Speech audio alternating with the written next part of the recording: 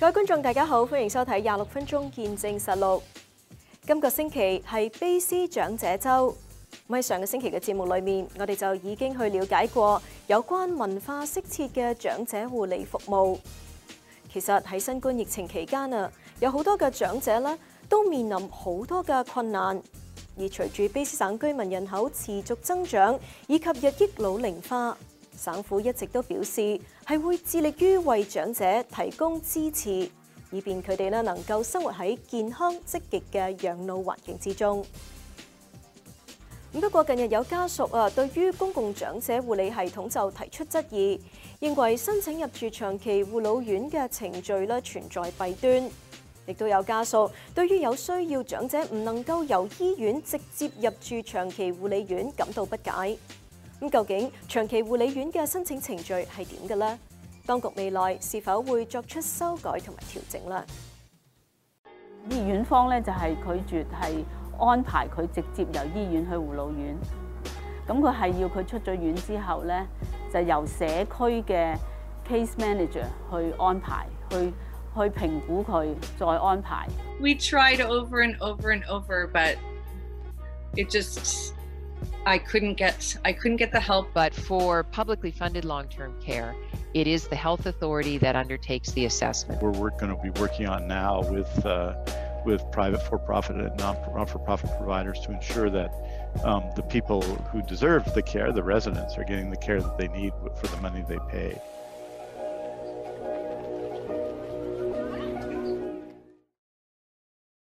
我阿姨咧就已經91歲啦，咁佢過去嗰2年咧成日都跌親，咁就過去嗰2年已經入Richmond Hospital 咧就入咗3、4次㗎啦。Doreen 嘅阿姨係一位獨居長者，今年較早之前不幸又喺屋企之中跌倒，送院之後被診斷頸骨骨裂，咁要即刻住院治療。佢個主診醫生咧就話佢啲骨咧就已經係好脆，唔可以再跌㗎啦。咁變咗咧就即係佢問醫生佢係咪可以即係入護老院？佢知道自己返屋企個情況咧就會好壞，因為佢自己一個人住。咁而過往咧，就算佢跌咗返咗屋企之後咧，院方係俾24小時嘅 home care 佢咧，都唔係即係太過有用，即係都唔係太過幫到佢。因此 ，Doreen 與家人就同醫院聯絡，表達阿姨想入住長期護理院嘅訴求，但係就未有得到任何答覆。咁同時，醫院卻係開始要求阿姨出院返屋企，令佢哋感到非常困惑。差唔多係臨出院之前2個禮拜，咁我就要求同醫生傾電話。咁醫生好好打電話俾我，咁我就問李醫生我醫情況究竟以佢一個醫生嘅專業意見，我姨應該係下一步點走咧？入住老人院啦，抑或係返屋企？佢有冇機會康復？抑或點樣咧？咁佢認為以佢嘅專業意見咧，阿姨係應該入住老人院嘅。咁好啦，咁佢就仲同我講不如你哋屋企人都同醫院即係傾下啦，提議下呢樣嘢啦咁。Doreen 話：佢唔理解點解醫生嘅專業意見不被接受。對於我嚟講，好似 social works 嘅 department 就決定個病人係應該返屋企，抑或係入住老人院，而唔係醫生嘅專業意見。咁呢樣嘢我係覺得好困惑咯，係好似唔係好成理由咯。咁我哋同醫院，咁阿姨同醫院講，佢係唔希望出院嘅，因為佢想即係入住老人院係受到好啲嘅照顧。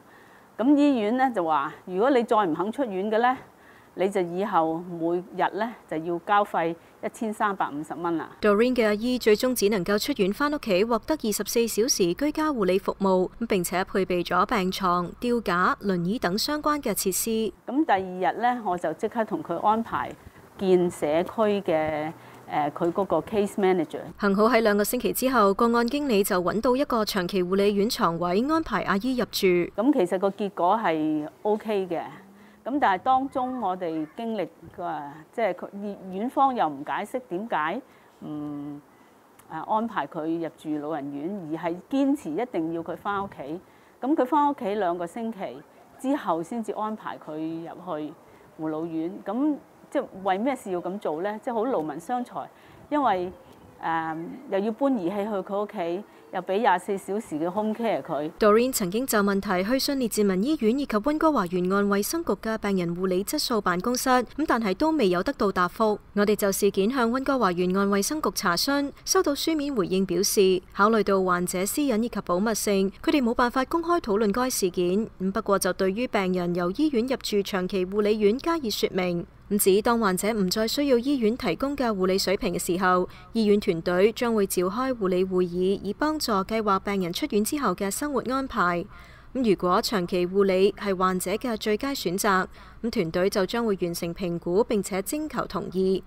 患者將會被註冊登記為接受長期護理。緊急情況之下，醫療保健團隊嘅所有成員，包括醫生，都會評估患者嘅需求，並且就護理選擇提出建議。如果患者喺住院之後被評估為需要長期護理，但係第一時間並冇合適嘅床位提供，個案經理就將會協助患者返屋企，並且提供適當嘅護理以及服務，同時等待合適嘅公營長期護理院。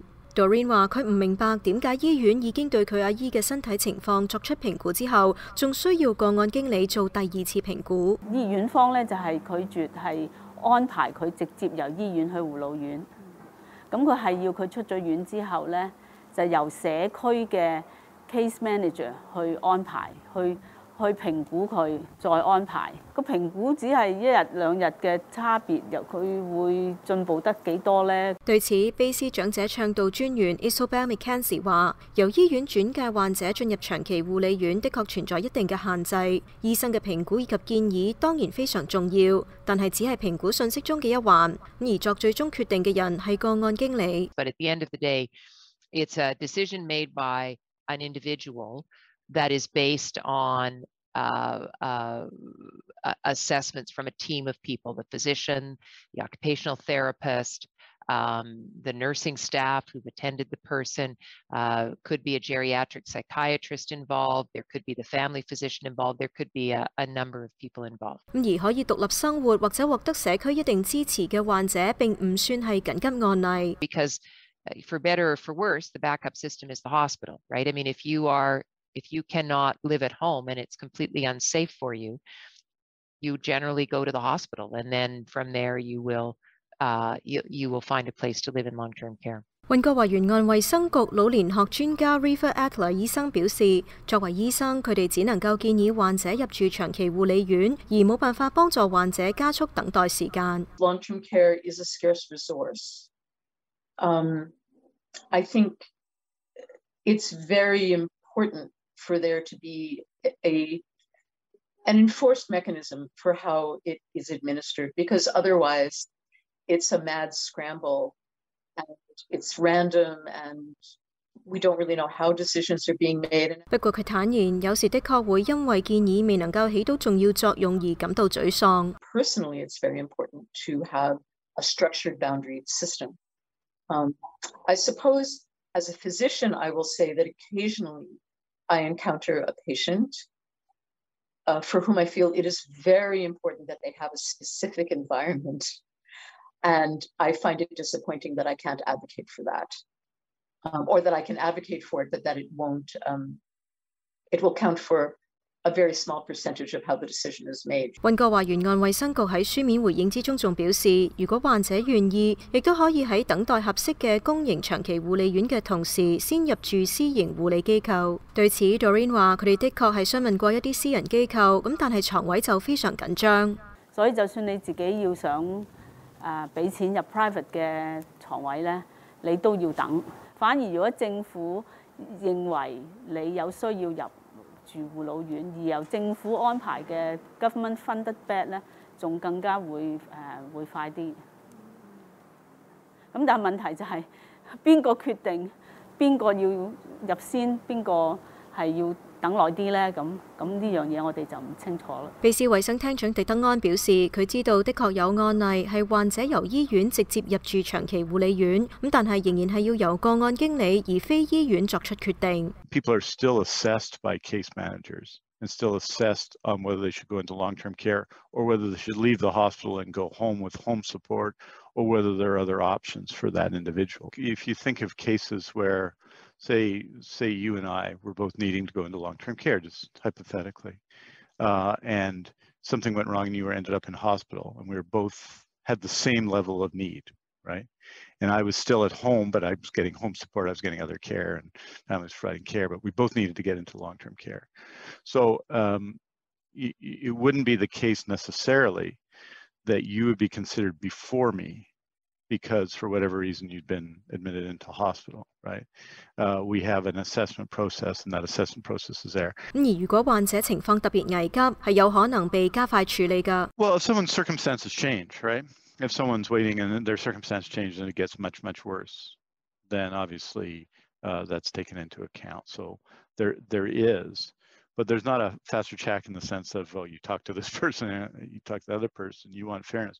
But if your circumstances change, back to our example, we're at the same level, we're at the same point of the wait list, and suddenly my circumstances deteriorate significantly, then obviously that's taken into account. 而 Isabel 對於目前喺卑斯申請入住長期護理院嘅流程進行咗說明。They're going to do a functional assessment of the person. They're going to see how they function physically, how they function cognitively, what are the resources they have in their own home in terms of the physical setup and location of the home and who's there to help manage the care and provide care.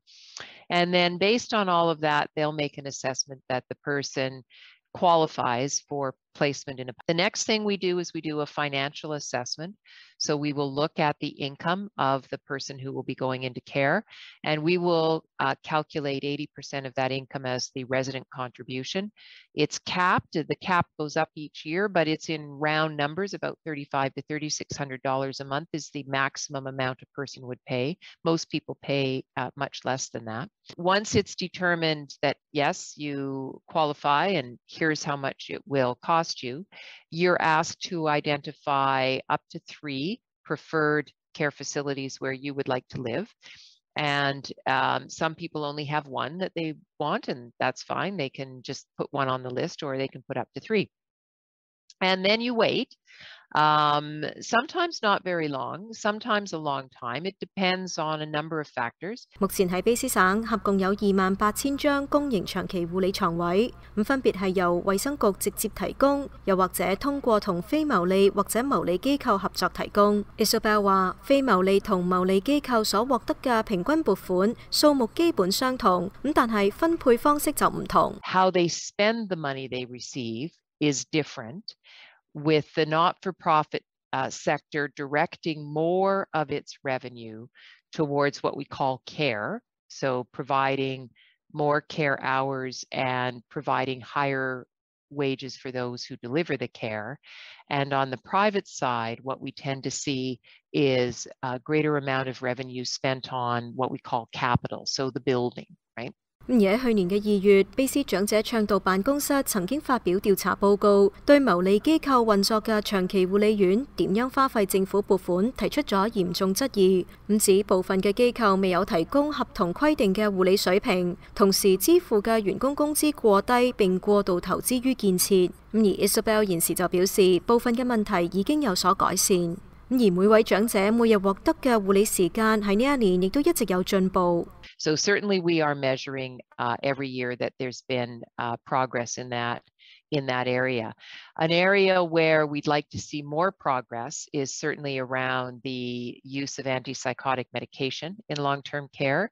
We had made some good progress on it, but we sort of stalled. And then, of course, with COVID over the past year, we've actually reversed the gains that we had made with our increased use of antipsychotics. So hopefully, as we look at 2021, 2022, and the following year, we'll see that rate of use come down again to where it should be. 喺下一節翻嚟，我哋將會同另一位嘅長者家屬傾一傾佢哋喺申請長期護理院嘅過程之中所遭遇到嘅困難。咁同時亦都會去了解一下省府對於未來公共長者護理嘅方向。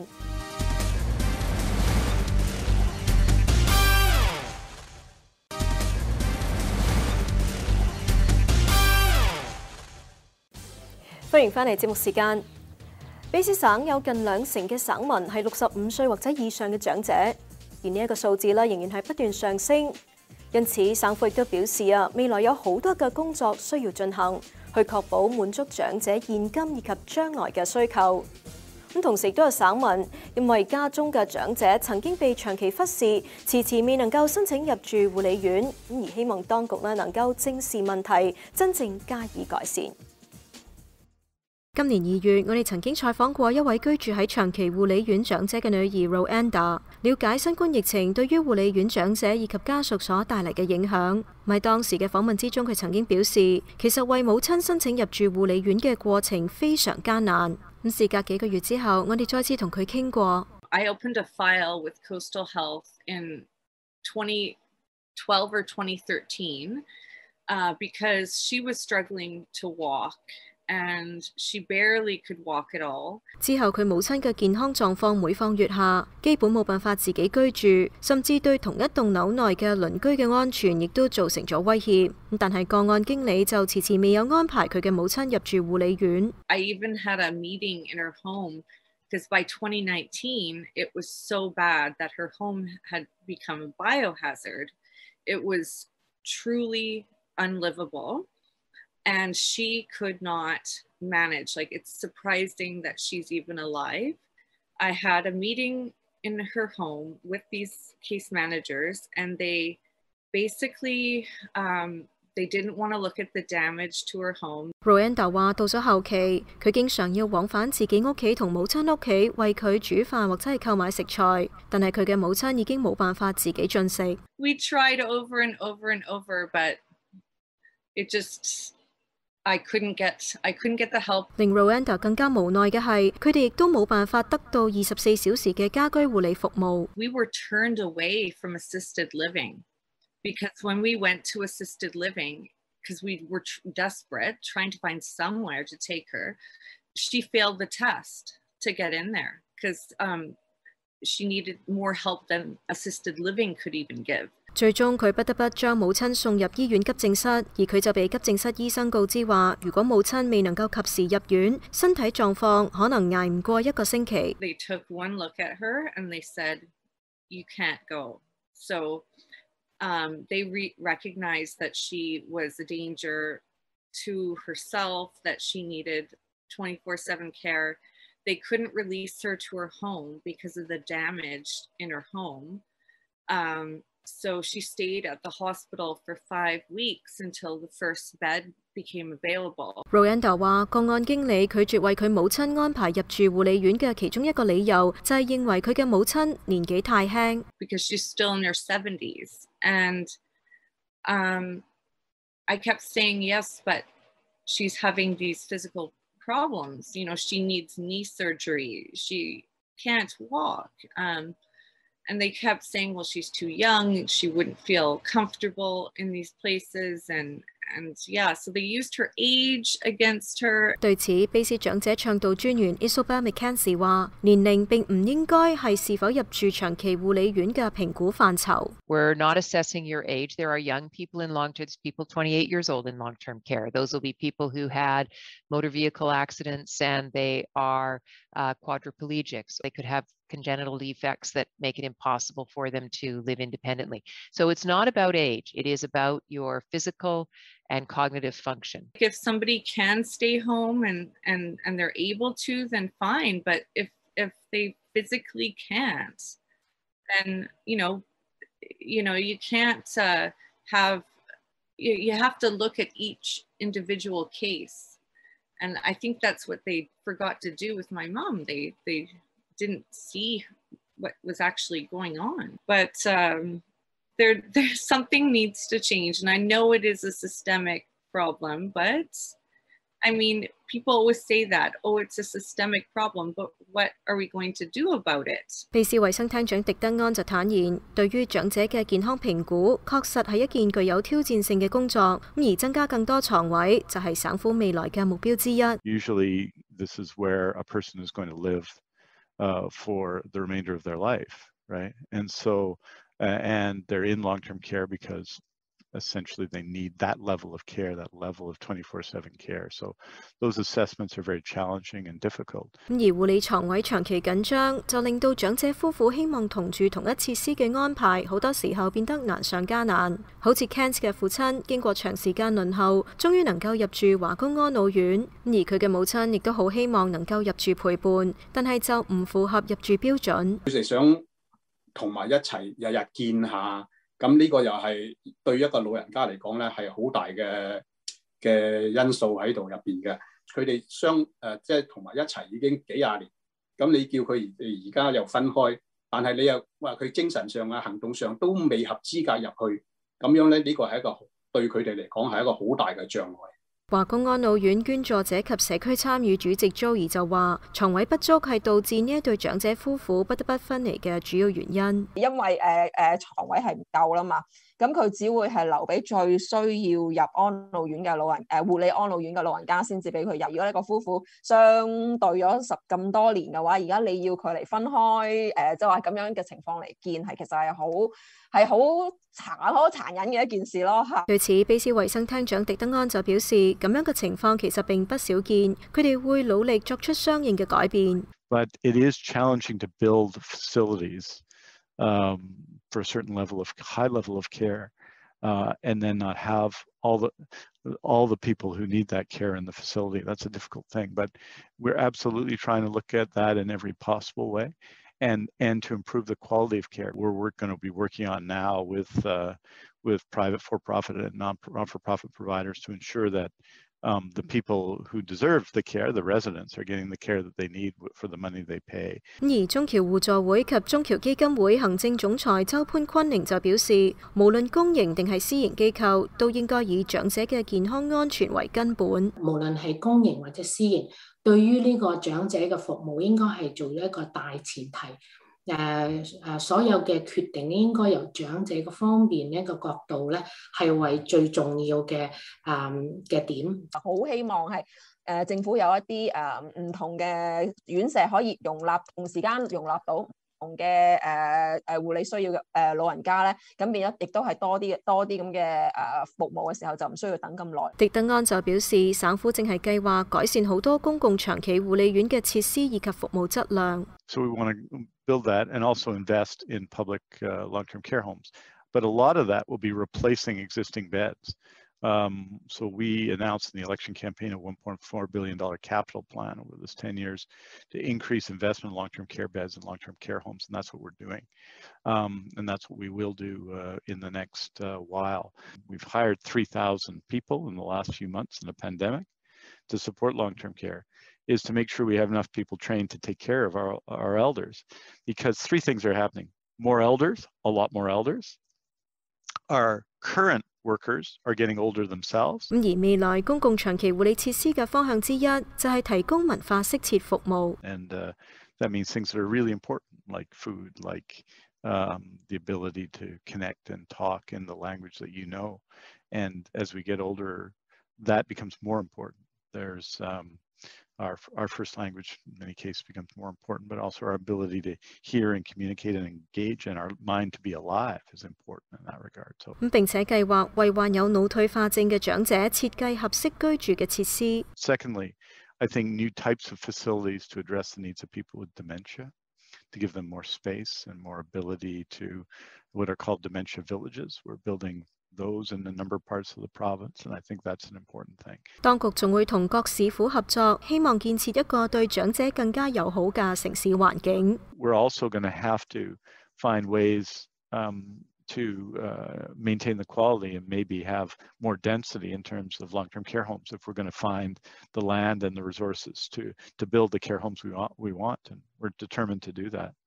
This is a big part of my mandate. And obviously, we've been thinking about it a lot during the pandemic. 喺加拿大其實都好好㗎啦，即係嗰個即係所有健康資訊啊，即係點樣維持一個健康嘅生活啊，大家唔好病啊，咁你咪唔需要咁多護理啦。係其實 healthy living 係好緊要嘅嚇。咁你話到因為永遠你都唔會 demand，you can never expect 嗰個 demand 係咩噶嘛。但係就話如果我哋係即係生活維持一個健康嘅狀態嘅話，咁其實即係所有醫療嘅需要都會低好多㗎。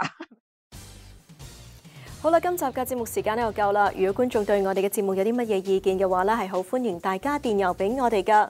如果想重溫翻今集嘅節目，亦都可以上到去我哋嘅網站，點擊節目重溫一欄。好啦，下星期同樣時間再同大家見面，晚安。